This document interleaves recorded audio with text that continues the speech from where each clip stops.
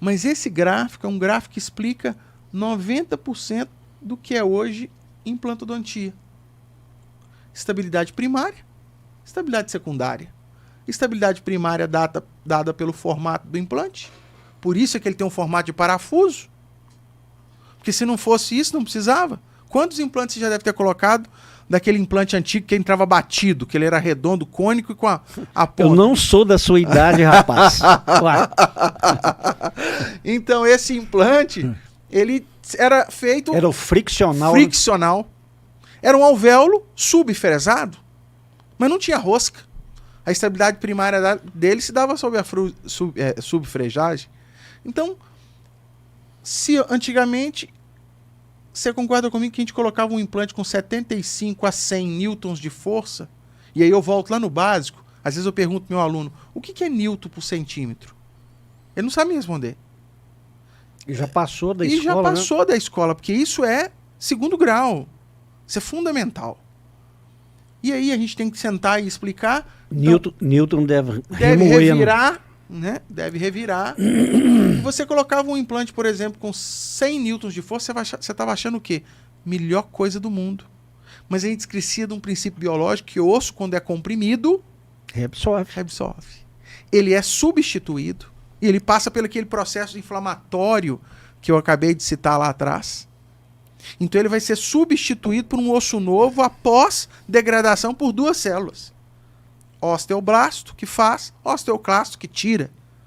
E eu costumo dizer o seguinte, o que 1000 osteoblastos realizam, um único osteoclasto destrói. A conta é de 1000 para 1. É a natureza, é mais fácil destruir do que fazer. Fazer demora. E esse gráfico, quando a gente colocava, a gente achava que era muito bom. Mas a gente percebia o quê? Que na primeira semana, olha, que o gráfico é semana por Newton, na primeira semana não tinha tanto problema, né? Perdia-se muito pouco. Esse gráfico explica a carga imediata. Que ela pode ser feita de 0 a 1 semana, porque há muito pouca perda da estabilidade primária do implante na primeira semana, porque o travamento ele é mecânico. E os nossos implantes hoje são parafusos. Parafuso, por exemplo, da Implacil é híbrido. Ele é cônico e cilíndrico. Os parafusos hoje de implante são híbridos. E existe aqueles cônicos, existe os híbridos, cada um para uma sequência, não vamos entrar no mérito, mas a estabilidade primária na primeira semana está garantida. Mas que na primeira semana o que acontece? A estabilidade secundária que é dada pelo aposicionamento de células novas, ela ainda está crescendo, ela ainda é pequena. Ela sai do zero e vai subindo. O que a gente tem interessante? Isso explica a carga imediata. Mas a gente foi condicionado naquele trem de 72 horas, você pegou isso, né?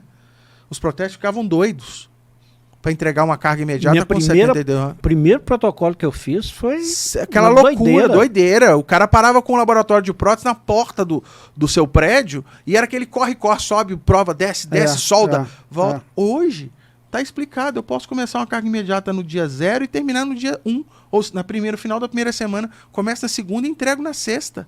Sem perda nenhuma do sistema. Agora, o que a gente faz aqui nessa primeira semana de cirurgia? A gente vira pro paciente e fala assim, ó, você vai embora para casa e nem bebe só água. Você vai mastigar a água. Você vai mastigar a água, não é? Só que, se a gente olhar esse gráfico, a linha verde, ela vai decaindo ao longo de semanas, né? Uhum. Na quarta semana, ou seja, um mês, 30 dias depois, a estabilidade primária, ela está quase que 1/4 da que você colocou.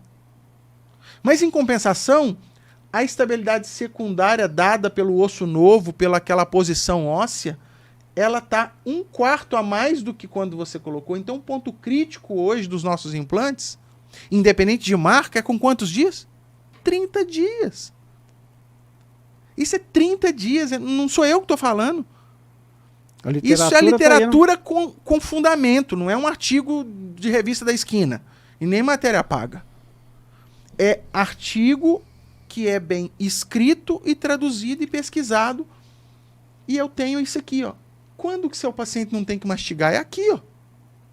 Mas você proibiu ele na primeira semana, quando é 30 dias, ele está fazendo o quê? Comendo churrasco. e o seu implante está solto no alvéolo. Aqui. Então, essa lacuna de estabilidade, o que a gente queria hoje? A gente quer fazer isso. Ó.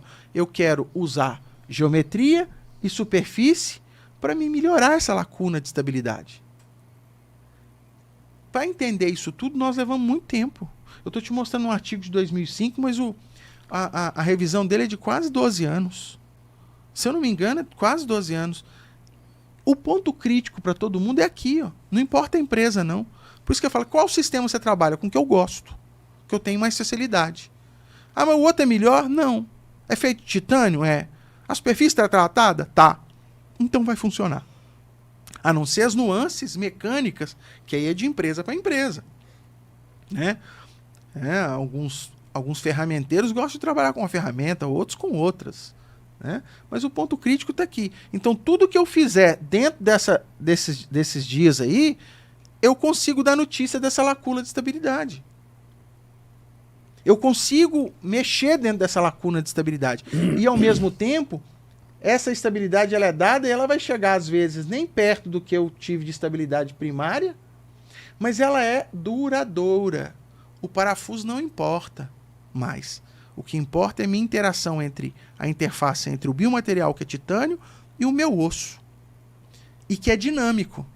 E aí Breinemark, que todo mundo acha que é o pai da implantodontia, mas na verdade ele é o pai da osso-integração. Porque quem descobriu a implantodontia foi o Manoro, lá no século tal. Mas ele é o pai da osso-integração. E ele lá em 78, quando ele ficou 8 anos estudando, ele falou o quê? Que o implante depende da ancoragem entre a superfície do implante e o osso. E que essa ancoragem, essa interface é dinâmica.